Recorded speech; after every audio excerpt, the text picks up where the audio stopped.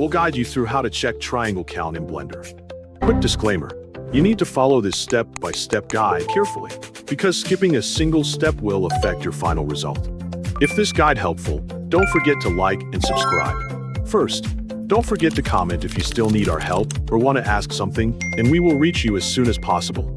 Second, tap to open Blender on your desktop and waiting for the default startup scene to appear.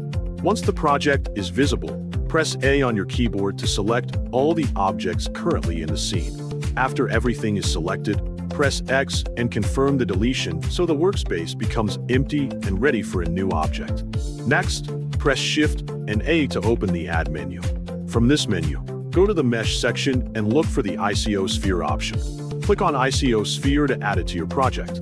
After the object has been added, move your attention to the top area of the viewport and locate the Viewport Overlays button. Drag your mouse pointer to that button and click it to open and extend the available overlay options.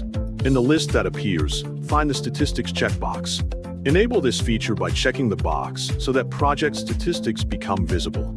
Once the Statistics option is turned on, close the Overlay panel to return to the normal viewport view. You will now see a statistics display on the left side of the viewport. This information provides details about the current project, including counts related to the geometry in the scene. At the very bottom of the statistics display, you will find a triangles count. This value shows the number of triangles being used and can help you monitor the complexity of your models. To continue exploring this feature, press Shift and A again and add another object to the scene. Choose whichever object you would like to inspect. After selecting the object, look back at the statistics panel on the left side. The information shown there will update based on your selection. In particular, you will be able to see how many triangles are associated with the selected object.